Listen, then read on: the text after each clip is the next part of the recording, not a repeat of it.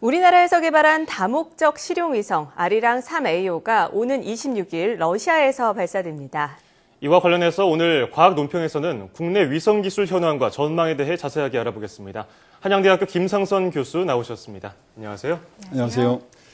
네, 벌써 아리랑 3A호가 이제 다음 주로 다가왔어요. 발사 예정이. 네. 이 아리랑 3A호가 어떤 로켓이죠? 설명 좀 부탁드리겠습니다. 아리랑 3A호는 그 전천후 지구 관측을 위해서 한국항공우주연구원이 2006년부터 한 8년 동안 2,400억을 투자해서 개발한 위성입니다. 네.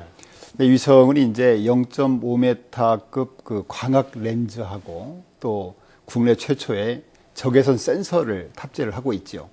그래서 이게 계획대로 다음 주에 발사가 되면은 앞으로 4년간 그 지상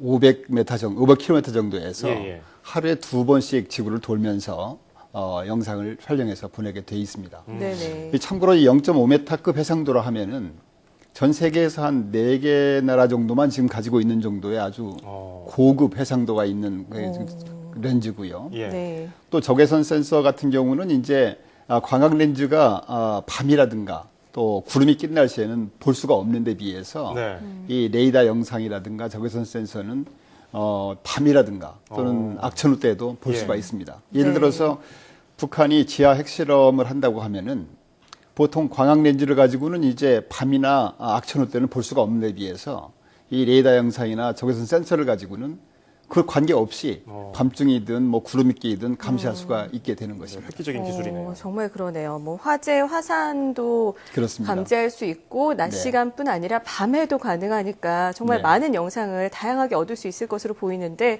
그래서 더욱더 자랑스러운데요. 그렇다면 우리나라의 위성 기술 어떻게 발전을 해왔습니까? 우리나라가 사실 우주 기술을 참여한 게 조금 늦게 했습니다. 다른 나라에 비해서 한 40년, 50년 늦게 시작했는데요. 92년도에 한국과학기술연구원 카이스트에서 이제 인공위성 센터에서 소규모 위성들을 개발했죠. 그래서 92년도에 우리별 1호, 93년도에 우리별 3호, 이렇게 해서 99년도에 우리별 3호까지 갔는데요. 본격적인 실용급 위성은 한국항공우주연구원이 94년에 개발에 착수해서 99년에 발사한 아리랑 1호 위성입니다.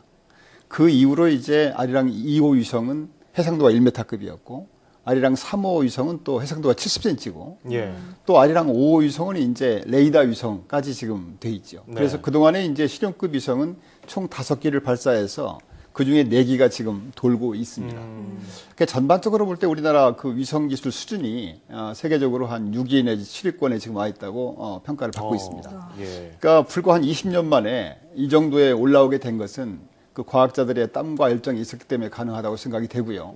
정말 그분들한테 박수를 보내고 싶습니다. 그렇습니다. 네. 반세기 정도 늦게 출발을 했는데 이 정도까지 따라잡은 거는 정말 엄청난 노력을 했기 때문인 것 같아요. 그렇습니다. 그런데 이 우주 기술 돈이 많이 듭니다. 그래서 정부에서 지원금을 받을 때 이게 참 국민들의 눈초리가 따갑다고 할까요? 이런 게 있는데 그래서 이 기술 예산을 활용하는데 신중을 기해야 할 것 같아요. 네. 어떻게 보십니까? 이 소위 말해서 이제 빅사이언스 분야라고 하는데요. 아까 위성 하나에도 보통 한 2,500억, 3,000억이 드는 거기 때문에 이 빅사이언스 분야 정부 예산을 신중히 써야 된다. 정말 100% 공감하지요. 그렇죠. 다만 이제 우리나라 지금 국가 R&D 예산이 금년에는 19조쯤 되거든요. 이제는 19조 정도에서 일정액은 이 빅사이언스 쪽에 투자를 해야 된다.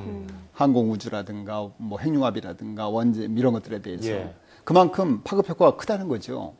예를 들어서 우주 분야 같은 경우에 이제 우주 분야에서 그 개발된 기술들이 우주 분야 본래 목적 외에도 소위 다른 데 활용할 수가 있습니다. 스핀업 기술이라고 그래가지고. 예를 들어서 미국 나사 항공우주국이 한 100년쯤 된 기관인데요. 그동안에 한 1,800개 기술이 우주 기술로부터 파생돼서 다른 데 쓸 수가 있는 거죠. 예를 들어서 뭐 우주인을 보호하기 위해서 메모리 폼 기술이라든가 또는 뭐 무선 청소라든가 냉동식품이라든가 각종 IT 뭐 연료전지 이런 것들이 무수한 기술들이 파생돼서 민간으로 활용될 수 있었죠.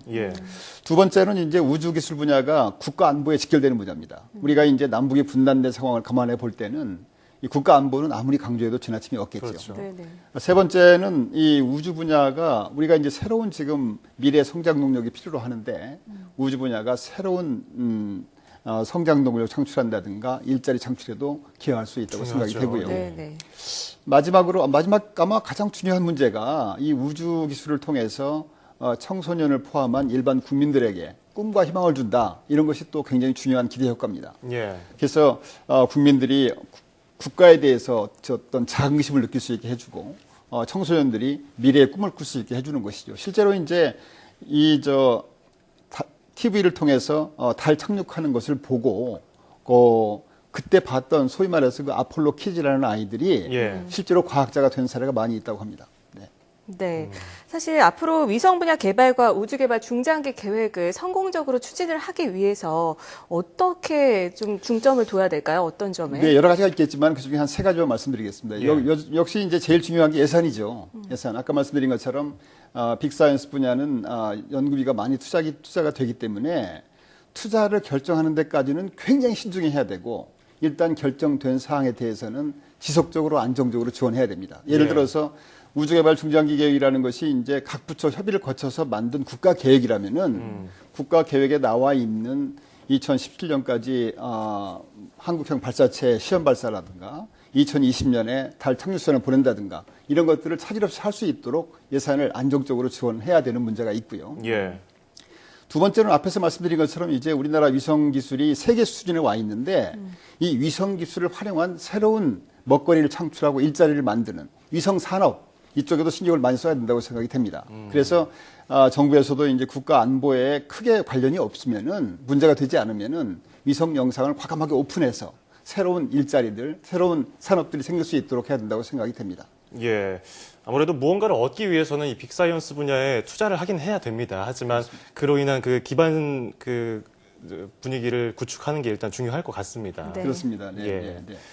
자, 아리랑 3회유가 성공적으로 발사돼서 이 이를 계기 우리나라 우주 산업이 더 크게 발전하고요. 우주 강국이 되길 기대를 해보겠습니다.